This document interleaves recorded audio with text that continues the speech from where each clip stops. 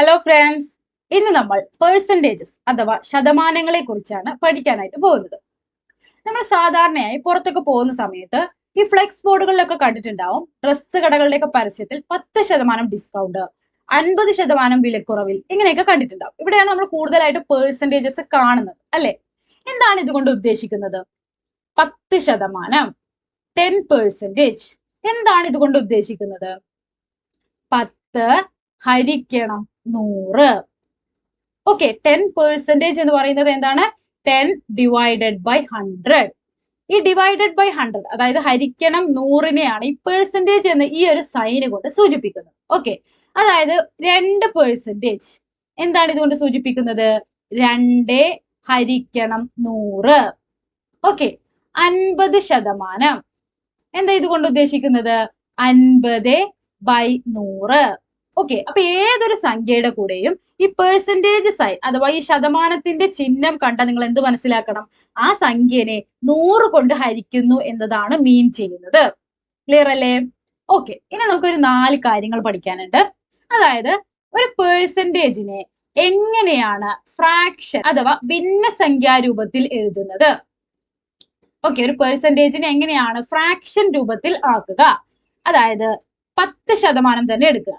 10%നെ നമുക്ക് എങ്ങനെയാണ് ഫ്രാക്ഷൻ രൂപത്തിലേക്ക് ആക്കുക? ഫ്രാക്ഷൻ രൂപം എന്ന് പറയുന്നത് എന്താണ്? അല്ലെങ്കിൽ ഭിന്നസംഖ്യാ രൂപം എന്ന് പറയുന്നത് P/Q ഫോർമാറ്റ്.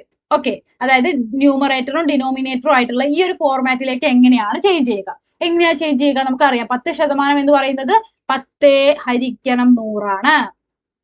ഇനി 1%നെ എങ്ങനെയാണ് ഫ്രാക്ഷൻ രൂപത്തിലേക്ക് മാറ്റുക? 1/100. 2%ന് 2/100.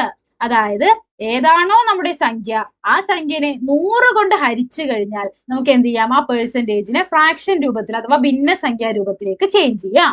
ഓക്കെ, ഇനി നേരെ തിരിച്ച്, അതായത് ഒരു ഫ്രാക്ഷൻ നമുക്ക് തന്നിട്ടുണ്ട്, ആ ഫ്രാക്ഷനെ എങ്ങനെയാണ് പെർസെൻറ്റേജ് രൂപത്തിലേക്ക് ചേഞ്ച് ചെയ്യുക? ഓക്കെ, ഫ്രാക്ഷൻ അഥവാ ഭിന്നസംഖ്യാ രൂപത്തിന് എങ്ങനെയാണ് പെർസെൻറ്റേജിലേക്ക് ചേഞ്ച് ചെയ്യുക നോക്കാം. അതായത് 50/100. ഈ 50/100നെ എങ്ങനെയാണ് പെർസെൻറ്റേജിലേക്ക് മാറ്റുക? നമുക്കറിയാം, ഒരു സംഖ്യയെ 100 കൊണ്ട് ഹരിക്കുന്നതിനെയാണ് നമ്മൾ പെർസെൻറ്റേജ് എന്ന് പറയുന്നത്. അപ്പൊ 50/100നെ നമുക്ക് എങ്ങനെ എഴുതാം? 50%. ഓക്കെ, ഇനി 20/100നെ എങ്ങനെയാണ് പെർസെൻറ്റേജ് രൂപത്തിലേക്ക് മാറ്റുക? നമുക്കറിയാം, ഈ ഹരിക്കണം 100നെയാണ് നമ്മൾ പെർസെൻറ്റേജ് സൈൻ കൊണ്ട് സൂചിപ്പിക്കുന്നത്. അപ്പൊ നമുക്ക് എങ്ങനെ എഴുതാം? 20%. ഓക്കെ, അങ്ങനെയെങ്കിൽ 13/50നെ എങ്ങനെയാണ് പെർസെൻറ്റേജ് സൈനിലേക്ക് മാറ്റുക? നമുക്കറിയാം, 13നെ 100 കൊണ്ടാണ് ഹരിക്കുന്നത് എങ്കിൽ നമുക്ക് എങ്ങനെ എഴുതാമായിരുന്നു? 13% എന്ന് എഴുതാമായിരുന്നു. ഇവിടെ 13നെ ഹരിക്കുന്നത് 50 കൊണ്ടാണ്. ഇതിനെ എങ്ങനെയാണ് പെർസെൻറ്റേജ് രൂപത്തിലേക്ക് അഥവാ ശതമാനം രീതിയിലേക്ക് മാറ്റുക? ഇവിടെ നമ്മൾ പെർസെൻറ്റേജിനെ ഫ്രാക്ഷൻ ആക്കാൻ അഥവാ ശതമാനത്തിനെ ഭിന്നസംഖ്യാ രൂപത്തിലാക്കാൻ നമ്മൾ എന്താ ചെയ്തത്? 100 കൊണ്ട് ഹരിച്ചു, അല്ലെ? ഇനി ഫ്രാക്ഷനെ പെർസെൻറ്റേജ് രൂപത്തിലേക്ക് അഥവാ ഭിന്നസംഖ്യാ രൂപത്തിനെ ശതമാന രൂപത്തിലേക്ക് മാറ്റാൻ എന്ത് ചെയ്താൽ മതി? 100 കൊണ്ട് ഗുണിച്ചാൽ മതി. ഓക്കെ, ഇപ്പൊ ഇവിടെ 50 ഹരിക്കണം 100 എങ്ങനെയാണ് 50 എന്ന് കിട്ടിയത്? 100 കൊണ്ട് ഗുണിച്ചപ്പോഴാണ്. ഓക്കെ, നമ്മളിവിടെ എഴുതിയില്ല എന്ന് മാത്രം. ഈ 100ഉം ഈ 100ഉം ക്യാൻസൽ ചെയ്ത് 50 എന്ന് കിട്ടി. 20/100 എങ്ങനെയാണ് 20% ഇവിടെ നമ്മൾ 100 കൊണ്ട് ഗുണിച്ചു. അപ്പൊ 100ഉം 100ഉം ക്യാൻസൽ ആയി 20 എന്നായി. അതേപോലെ 13/50നെ എങ്ങനെ നമുക്ക് പെർസെൻറ്റേജ് രൂപത്തിലേക്ക് കൺവേർട്ട് ചെയ്യാം? 100 കൊണ്ട് ഗുണിച്ചാൽ മതി. ഓക്കെ, ഈ 0ഉം ഈ 0ഉം ക്യാൻസൽ ചെയ്തു. 10 ഹരിക്കണം 5 എന്താ? 2. അതായത് 13 ഗുണിക്കണം 2 എന്ന് കിട്ടി, അല്ലെ? 10 ഹരിക്കണം 5 എന്ന് പറഞ്ഞാൽ 10 ഡിവൈഡഡ് ബൈ 5 2 ആണ്. അപ്പൊ നമുക്ക് എന്ത് കിട്ടി? 13 ഗുണിക്കണം 2. 13 ഇൻറ്റു 2 എത്രയാ? 26. അപ്പൊ നമുക്ക് എന്ത് കിട്ടി? 13/50നെ പെർസെൻറ്റേജ് രൂപത്തിലേക്ക് കൺവേർട്ട് ചെയ്ത എത്രയാ? 26%. അപ്പൊ നമുക്ക് ഏതൊരു ഫ്രാക്ഷൻ അഥവാ ഭിന്നസംഖ്യാ രൂപം തന്നിട്ട് അതിനെ പെർസെൻറ്റേജ് അഥവാ ശതമാന രൂപത്തിലേക്ക് മാറ്റാൻ പറഞ്ഞാൽ എന്ത് ചെയ്താൽ മതി? 100 കൊണ്ട് ഗുണിച്ചാൽ മതി. ഓക്കെ, ഇനി പെർസെൻറ്റേജിനെ നമുക്ക് ഫ്രാക്ഷൻ രൂപത്തിലേക്ക് അഥവാ ശതമാനത്തിനെ ഭിന്നസംഖ്യാ രൂപത്തിലേക്കാണ് ആക്കേണ്ടെങ്കിലോ 100 കൊണ്ട് ഹരിച്ചാൽ മതി. ഓക്കെ, ഇനി നമ്മൾ നോക്കാൻ പോകുന്നത് ഡെസിമൽ അഥവാ ദശാംശ രൂപത്തിന്. അതായത് പെർസെൻറ്റേജിനെ ഡെസിമൽ രൂപത്തിലേക്ക് അഥവാ ദശാംശ രൂപത്തിലേക്ക് എങ്ങനെയാണ് ആക്കുക? ഓക്കെ, എങ്ങനെയാണ് ആക്കുക? അതായത് 10% തന്നെ എടുക്കുക. 10% എങ്ങനെയാണ് ഡെസിമൽ രൂപത്തിലേക്ക് അഥവാ ദശാംശ രൂപത്തിലേക്ക് മാറ്റുക? നമുക്കറിയാം 10% എങ്ങനെയാണ് ഫ്രാക്ഷൻ രൂപത്തിലേക്ക് ആക്കുക? 100 കൊണ്ട് ഹരിച്ചാൽ മതി. ഇനി 10 ഹരിക്കണം 100 ചെയ്തു കഴിഞ്ഞാൽ നമുക്ക് എന്ത് ചെയ്യും? ഇതിന്റെ ഡെസിമൽ പോയിന്റ് അഥവാ ദശാംശ രൂപം കിട്ടും. എങ്ങനെയാ? 10 ഹരിക്കണം 100. ഓക്കെ, 10ൽ 100 ഉണ്ടോ? ഇല്ല. അപ്പൊ നമ്മൾ എന്താ ചെയ്യുക? ഇവിടെ ഒരു ഡെസിമൽ പോയിന്റ് ഇട്ട് കൊടുക്കും. ഈ ഡെസിമൽ പോയിന്റ് അഥവാ ദശാംശ ബിന്ദു ഇട്ട് കൊടുത്തു കഴിഞ്ഞാൽ ഇവിടെ നമുക്ക് എന്ത് ചെയ്യാം? ഒരു 0 ഇട്ട് കൊടുക്കാം. ഇനി 100ൽ എത്ര 100 ഉണ്ട്? ഒരു 100. അപ്പൊ നമ്മൾ ഇവിടെ 1 എന്ന് എഴുതി. 1ഉം 100ഉം ഗുണിച്ചു കഴിഞ്ഞാൽ ഇവിടെ 100. ഇനി 100ൽ നിന്ന് 100 പോയാൽ 0. അപ്പൊ എന്ത് കിട്ടി? 0.1. അതായത് 10% എന്ന് പറയുന്നത് എന്താ? 0.10 ആണ്. ക്ലിയർ ആയോ? 10% എന്നതിന്റെ ഡെസിമൽ ഫോം എന്താണ് അഥവാ ദശാംശ രൂപം എന്താണ്? 0.10. അതെങ്ങനെയാ കിട്ടിയത്? 10നെ 100 കൊണ്ട് ഹരിച്ചാൽ മതി. ഫ്രാക്ഷൻ ആക്കുന്നത് പോലെ തന്നെ 10നെ 100 കൊണ്ട് ഹരിച്ചാൽ മതി. ഇനി 7.5%. ഇതിനെ എങ്ങനെയാ ഡെസിമൽ ഫോമിലേക്ക് അഥവാ ദശാംശ രൂപത്തിലേക്ക് മാറ്റുക? 7.5നെ നമ്മൾ എന്ത് ചെയ്യും? 100 കൊണ്ട് ഹരിക്കുന്നു. ഓക്കെ, 7.5% എന്ന് പറയുന്നത് അതാണല്ലോ. 7% പകരം നമ്മൾ എന്താണ് ചെയ്യുക? ഹരിക്കണം 100. ഓക്കെ, അതിന്റെ ഷോർട്ട് ഫോം ആണ് പെർസെന്റേജ് എന്ന് പറയുന്നത്. അപ്പൊ നമ്മൾ 7.5 ഹരിക്കണം 100 എന്ന് എഴുതി. ഇനി ഇതിനെ ഹരിച്ചു കഴിഞ്ഞാൽ നമുക്ക് എന്ത് കിട്ടും?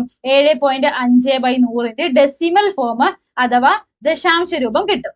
ഈ ഹരിക്കുന്ന സമയത്ത് നമ്മൾ ഇതുപോലെ ഹരിക്കേണ്ട ആവശ്യമില്ല. 100 കൊണ്ട് അതുപോലെ, അതായത് 10ന്റെ രൂപങ്ങളായ 100, 1000, 10,000 ഇതുകൊണ്ടൊക്കെ നമ്മൾ ഹരിക്കുന്ന സമയത്ത് നമ്മൾ ഇതുപോലെ കാൽക്കുലേറ്റ് ചെയ്യേണ്ട ആവശ്യമില്ല. എന്ത് ചെയ്താൽ മതി? എത്ര 0 ഉണ്ട് എന്ന് എണ്ണി നോക്കുക. ഇവിടെ എത്ര 0 ഉണ്ട്? 2 0 അല്ലേ? അപ്പൊ ഈ ഡെസിമൽ പോയിന്റ് 2 സംഖ്യകൾക്ക് പിന്നിലായി ഇടുക. ഓക്കെ, ഇപ്പൊ ഇവിടെ ഒരു 0 കൂടെ ഉണ്ട് എന്ന് വെക്കുക. അങ്ങനെയാണെങ്കിൽ ഈ ഡെസിമൽ പോയിന്റ് 2 സംഖ്യകൾക്ക് പിന്നിൽ എന്ന് പറഞ്ഞാൽ ഇവിടെ വരും. അതായത് 0.075. ക്ലിയർ ആയില്ലേ? അത്രയേ ഉള്ളൂ. അപ്പൊ എങ്ങനെയാണ് ഇത് ഹരിക്കുന്നത്? എത്ര 0 ഉണ്ട് എന്ന് കാൽക്കുലേറ്റ് ചെയ്യുന്നു. അപ്പൊ 1, 2. അപ്പൊ ഈ ഡെസിമൽ പോയിന്റിന്റെ പിന്നിലേക്ക് 2 സംഖ്യകൾ എഴുതുന്നു. അതിന്റെ പിന്നിൽ ഡെസിമൽ പോയിന്റ് ഇടുന്നു. അപ്പൊ ഈ ഡെസിമൽ പോയിന്റ് എവിടെ വരും? ഇവിടെ വരും. അതായത് 0.075. ക്ലിയർ ആയില്ലേ?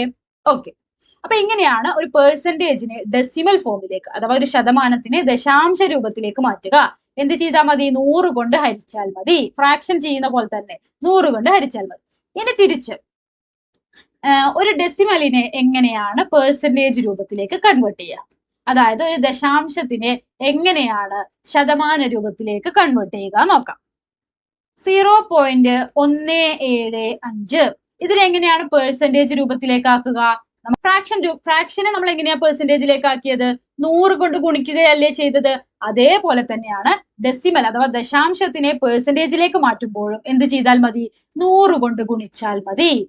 അതായത് 0.175നെ നമ്മൾ 100 കൊണ്ട് ഗുണിക്കുന്നു. ഓക്കെ, ഇനി ഇതിനെ നമുക്ക് ഗുണിക്കുന്നത് സാധാ സ്റ്റെപ്പ് വൈസ് ഒന്നും ഗുണിക്കേണ്ട ആവശ്യമില്ല. ഇവിടെ 100ൽ എത്ര 0 ഉണ്ട്? 2 0 അല്ലേ? അപ്പൊ എന്ത് ചെയ്യുക? അവിടെ ഹരിച്ച സമയത്ത് നമ്മൾ പോയിന്റിന്റെ പിന്നിലേക്കാണ് എണ്ണിയത് അല്ലെ? ഗുണിക്കുന്ന സമയത്ത് എന്ത് ചെയ്യുക? എത്ര 0 ഉണ്ട് എന്ന് നോക്കുന്നു. എന്നിട്ട് എന്ത് ചെയ്യുന്നു? മുന്നിലേക്കാണ് പോയിന്റ് ഇടേണ്ടത്. അതായത് ഗുണിക്കുകയല്ലേ ചെയ്തത്? അപ്പൊ ഇവിടെ 2 0. അപ്പൊ നമ്മൾ ഈ പോയിന്റ് എന്ത് ചെയ്തു? 2 സംഖ്യകൾക്ക് ശേഷം ഇടും. ഓക്കെ, ഹരിച്ച സമയത്ത് നമ്മൾ 2 സംഖ്യകൾ പിന്നിലായിട്ടാണ് ഇട്ടത്. ഗുണിക്കുന്ന സമയത്ത് 2 സംഖ്യകൾക്ക് ശേഷം വേണം ഇടാനായിട്ട്. അതായത് ഈ പോയിന്റ് എന്ത് വരും? 2 സംഖ്യകൾക്ക് ശേഷം, അതായത് 1ന്റെയും 7ന്റെയും ശേഷം ഇവിടെ വരും. അപ്പൊ എന്ത് വരും? 17.5%. ക്ലിയർ ആയില്ലേ? ഓക്കെ, അങ്ങനെയാണെങ്കിൽ 0.02 ഈ ഒരു ഡെസിമൽ നമ്പർ അഥവാ ദശാംശ സംഖ്യനെ എങ്ങനെയാണ് പെർസെന്റേജ് രൂപത്തിലേക്ക് മാറ്റുക? 0.02നെ 100 കൊണ്ട് ഗുണിച്ചാൽ മതി. ഓക്കെ, 100 കൊണ്ട് ഗുണിക്കുന്നത് എങ്ങനെയാ? ഇവിടെ എത്ര 0 ഉണ്ട്? 2 0 അല്ലേ? അപ്പൊ നമ്മൾ എന്ത് ചെയ്യുന്നു? ഈ ഡെസിമൽ പോയിന്റ് 2 സംഖ്യകൾക്ക് ശേഷം, അതായത് ഇവിടെയാണ് ഇട്ട് കൊടുക്കുന്നത്. അപ്പൊ എന്ത് വരും? 0.02 പോയിന്റ് എന്ന് വരും അല്ലെ? അപ്പൊ അതായത് 2%. ക്ലിയർ ആയില്ലേ? അപ്പൊ ഈ നമ്മുടെ പെർസെന്റേജ് അഥവാ ശതമാനത്തിന്റെ ഏറ്റവും അടിസ്ഥാന കാര്യങ്ങളാണ് പെർസെന്റേജിനെ എങ്ങനെയാണ് ഫ്രാക്ഷൻ ആക്കുക, ഫ്രാക്ഷൻ എങ്ങനെയാണ് പെർസെന്റേജ് ആക്കുക, അതുപോലെ തന്നെ ഡെസിമലിനെ എങ്ങനെയാണ് പെർസെന്റേജ് ആക്കുക, പെർസെന്റേജിനെ എങ്ങനെയാണ് ഡെസിമൽ ആക്കുക. സിമ്പിൾ ആണ്. പെർസെന്റേജിനെ ഫ്രാക്ഷനോ അഥവാ ഡെസിമലോ അഥവാ ശതമാനത്തിനെ ഭിന്നസംഖ്യാ രൂപത്തിലോ അല്ലെങ്കിൽ ദശാംശ സംഖ്യ രൂപത്തിലോ ആക്കാൻ എന്ത് ചെയ്താൽ മതി? 100 കൊണ്ട് ഹരിച്ചാൽ മതി. ഓക്കെ, ഇനി നേരെ തിരിച്ച് ഫ്രാക്ഷനെയോ ഡെസിമലിനെയോ അഥവാ ഭിന്നസംഖ്യാ രൂപത്തിനെയോ ദശാംശ സംഖ്യയെയോ നമുക്ക് ശതമാനം രൂപത്തിലേക്ക് കൺവേർട്ട് ചെയ്യാൻ എന്ത് ചെയ്താൽ മതി? 100 കൊണ്ട് ഗുണിച്ചാൽ മതി. ക്ലിയർ അല്ലേ? ഇത് നമുക്ക് പെർസെന്റേജ് അഥവാ ശതമാനത്തിന്റെ കുറച്ച് ബേസിക് ആയിട്ടുള്ള കാര്യങ്ങളാണ്. ഓക്കെ, ഇനി നമ്മൾ നോക്കാനായിട്ട് പോകുന്നത് പെർസെന്റേജ് അഥവാ ശതമാനത്തിന്റെ നമ്മുടെ റിയൽ ലൈഫിൽ വരുന്ന കുറച്ച് അപ്ലിക്കേഷൻസ് ആണ്. ഓക്കെ, നമ്മുടെ സാധാരണ ജീവിതത്തിൽ നമുക്ക് പെർസെന്റേജ് അഥവാ ശതമാനം എപ്പോഴൊക്കെയാണ് ആവശ്യം വരുന്നത്, എങ്ങനെയൊക്കെയാണ് ആവശ്യം വരുന്നത് എന്നാണ് ഇനി നമ്മൾ നോക്കാനായിട്ട് പോകുന്നത്. ആദ്യത്തെ റിയൽ ലൈഫ് എക്സാമ്പിൾ നോക്കാം. വളരെ കോമൺ ആയിട്ട് ഒരുവിധം എല്ലാ കുട്ടികളും പെർസെന്റേജ് അഥവാ ശതമാനം നോക്കാൻ പഠിക്കുന്ന ഒരു സിറ്റുവേഷൻ എന്ന് പറയുന്നത് SSLCയുടെ മാർക്ക് ഷീറ്റ് കിട്ടുന്ന ടൈമാണ് അല്ലെ? ഇവിടെ ഈ കുട്ടിക്ക് 600-ൽ 582 മാർക്കാണ് കിട്ടിയിട്ടുള്ളത്. ഇവിടെ ഏറ്റവും അടിയിലായിട്ട് എഴുതിയിട്ടുണ്ട് ഈ കുട്ടിക്ക് 90 to 100% ഉള്ളിലാണ് ഈ കുട്ടിയുടെ മാർക്കെങ്കിൽ ഈ കുട്ടിക്ക് A+ ആണ്. 81 മുതൽ 90% വരെയാണ് മാർക്കെങ്കിൽ ഈ കുട്ടിക്ക് A ഗ്രേഡ് ആണ്. 71 മുതൽ 80% വരെയാണെങ്കിൽ B+ ആണ്. 61 മുതൽ 70% വരെയാണെങ്കിൽ B ഗ്രേഡ് ആണ്. ഓക്കെ, അപ്പൊ ഈ ഗ്രേഡ് മനസ്സിലാക്കണമെങ്കിൽ നമുക്ക് എന്തറിയണം? ഈ മാർക്കിന്റെ പെർസെന്റേജ് അറിയാം. ഓക്കെ, അപ്പൊ എങ്ങനെയാണ് പെർസെന്റേജ് അഥവാ ശതമാനം കണ്ടുപിടിക്കുക? എങ്ങനെയാണ്? ഇവിടെ ഈ കുട്ടിക്ക് എങ്ങനെയാണ് മാർക്ക് കിട്ടിയിട്ടുള്ളത്? ടോട്ടൽ 600-ൽ എത്ര മാർക്കാണ് കിട്ടിയിട്ടുള്ളത്? 582. ഓക്കെ, അപ്പൊ നമ്മൾ മാർക്ക് എപ്പോഴും ഇങ്ങനെയല്ലേ എഴുതുക? 582 ഔട്ട് ഓഫ് 600. ഓക്കെ, അപ്പൊ ഇതാണ് ഈ കുട്ടിയുടെ മാർക്ക്. ഇതിന്റെ പെർസെന്റേജ് രൂപത്തിലാണ് നമുക്ക് കണ്ടുപിടിക്കേണ്ടത്. നമുക്കറിയാം, അതിനാണ് നമ്മൾ നേരത്തെ കുറച്ച് ബേസിക് ആയിട്ടുള്ള കാര്യങ്ങൾ പഠിച്ചത്. ഒരു ഫ്രാക്ഷൻ അഥവാ ഒരു ഭിന്നസംഖ്യാ രൂപത്തിനെ എങ്ങനെയാണ് പെർസെന്റേജിലേക്ക് ചേഞ്ച് ചെയ്യുക? 100 കൊണ്ട് ഗുണിച്ചാൽ മതി. ഓക്കെ, നമ്മൾ നേരത്തെ പഠിച്ചു ഒരു ഫ്രാക്ഷൻ അഥവാ ഒരു ഭിന്നസംഖ്യനെ എങ്ങനെയാണ് പെർസെന്റേജ് അഥവാ ശതമാന രൂപത്തിലേക്ക് മാറ്റുക? എങ്ങനെയാണ്? 100 കൊണ്ട് ഗുണിച്ചാൽ മതി. ഓക്കെ, നമുക്ക് പൂജ്യങ്ങളൊക്കെ ക്യാൻസൽ ചെയ്യാം. ഇനി നമുക്ക് എന്ത് ചെയ്യണം? 582-നെ 6 കൊണ്ട് ഹരിക്കണം. കാൽക്കുലേറ്റർ ഉണ്ടെങ്കിൽ നിങ്ങൾക്ക് അങ്ങനെ കാൽക്കുലേറ്റ് ചെയ്യാം. അല്ല എങ്കിൽ 5-ൽ 6 ഉണ്ടോ? ഇല്ല. 58-ൽ എത്ര 6 ഉണ്ട്? 9. 9 ഗുണിക്കണം 6 എത്രയാണ്? 54. 54-ൽ നിന്നും 58-ൽ നിന്നും 54 പോയാൽ എത്രയാ? 4. ഈ 2 ഇറക്കി എഴുതുന്നു. ഇനി 42-ൽ എത്ര 6 ഉണ്ട്? 7. 7 ഗുണിക്കണം 6 എത്രയാ? 42. ഇനി 42-ൽ നിന്നും 42 പോയാൽ 0. അപ്പൊ നമുക്ക് എന്ത് കിട്ടി? 97%. അതായത് ഈ കുട്ടിക്ക് എത്ര പെർസെന്റേജ് ആണ് കിട്ടിയിട്ടുള്ളത്? 97%. അതായത് ഈ കുട്ടിക്ക് എത്രയാണ് ഗ്രേഡ്? A+ ഗ്രേഡ് ആണ് ഈ കുട്ടിക്ക് കിട്ടിയിട്ടുള്ളത്. ക്ലിയർ അല്ലേ?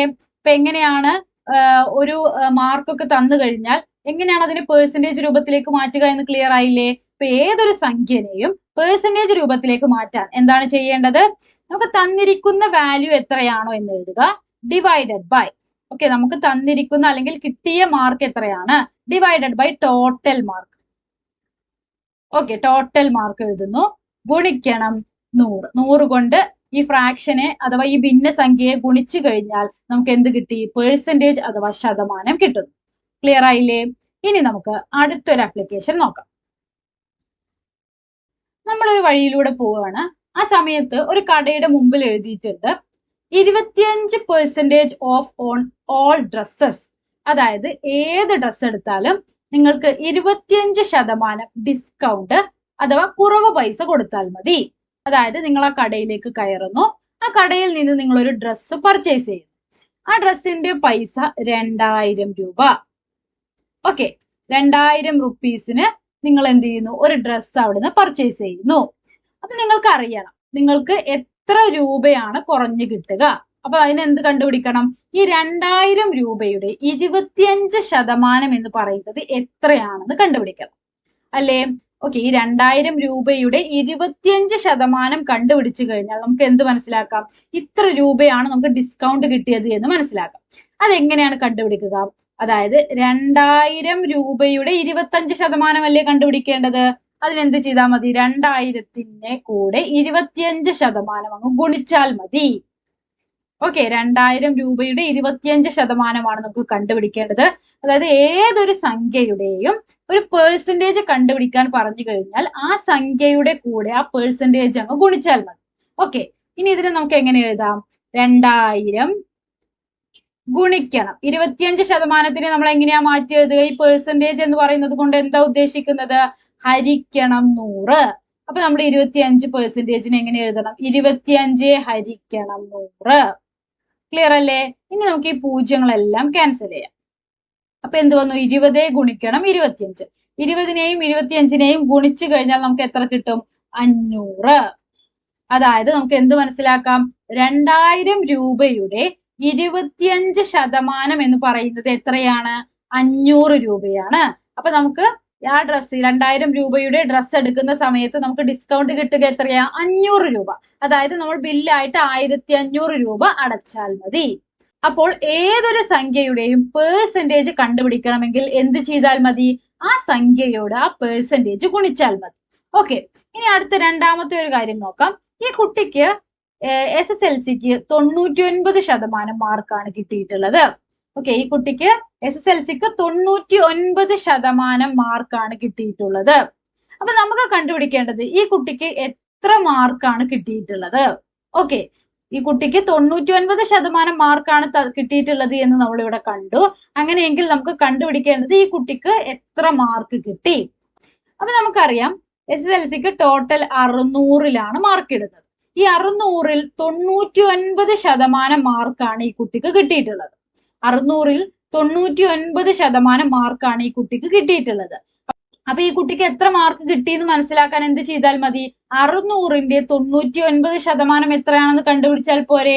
അതെങ്ങനെയാണ് കണ്ടുപിടിക്കുക? 600ന്റെ 99% കാണാൻ 600നെ 99 കൊണ്ട് ഗുണിച്ചാൽ മതി. ക്ലിയർ അല്ലേ?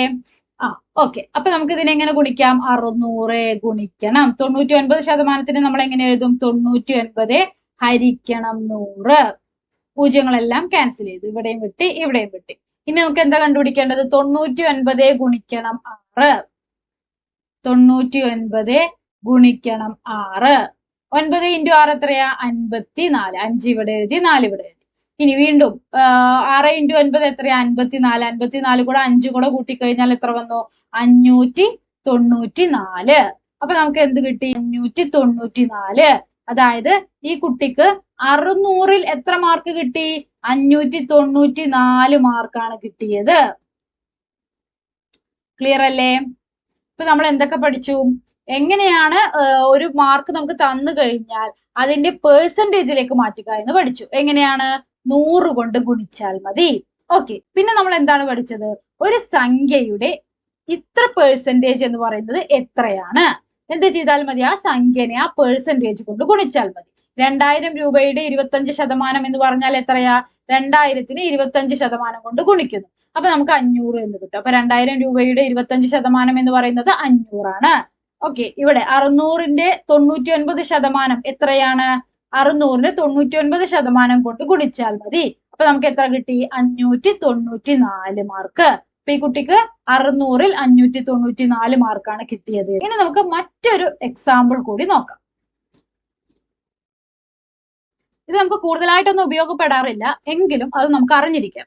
അതായത് ഒരു സംഖ്യ ഈ സംഖ്യയുടെ 50% എന്ന് പറയുന്നത് 26 ആണ്. ഈ സംഖ്യയുടെ 50% എന്ന് പറയുന്നത് 26 ആണ്. അങ്ങനെയെങ്കിൽ ഈ സംഖ്യ എത്ര? ഓക്കെ, എങ്ങനെയാണ് ഇത് കണ്ടുപിടിക്കുക? 26നെ 50% കൊണ്ട് ഹരിച്ചാൽ മതി. ഓക്കെ, 26നെ 50% കൊണ്ട് ഹരിച്ചാൽ എങ്ങനെയാണ് എഴുതുക? 26 ഹരിക്കണം 50%. നമുക്ക് എങ്ങനെ എഴുതാം? 50/100. 50% നമ്മൾ എങ്ങനെയാണ് മാറ്റി എഴുതുക? 50/100 ഈക്വൽ ടു 26 ഹരിക്കണം 50/100. ഇതല്ലേ നമുക്ക് കണ്ടുപിടിക്കേണ്ടത്. ഓക്കെ, അപ്പൊ നമുക്ക് നേരിട്ട് 26 ഹരിക്കണം 50 അങ്ങനെ ചെയ്യാൻ സാധിക്കില്ല. അപ്പൊ നമ്മൾ ഇതിനെ മാറ്റി എങ്ങനെ എഴുതും? 26. ഈ ഹരണം നമുക്ക് ഗുണനമാക്കണം. ഈ ഹരണം ഗുണനമാക്കുന്ന സമയത്ത് വരുന്ന ചേഞ്ച് എന്താ? അതിന് നെക്സ്റ്റ് വരുന്ന ടേമിന്റെ റെസിപ്രോക്കൽ അഥവാ വ്യുൽക്രമം എടുക്കണം. അതായത് 50/100 എന്താവും? 100/50 ആവും. 0 ക്യാൻസൽ ചെയ്തു. അപ്പൊ എന്ത് വന്നു? 26 ഗുണിക്കണം 10/5. 10 ഹരിക്കണം 5 എത്രയാ? 2. 26 ഗുണിക്കണം 2 എന്ത് കിട്ടി? 52. അതായത് നമുക്ക് എന്ത് കിട്ടി? 52 എന്ന സംഖ്യയുടെ 50%മാണ് 26.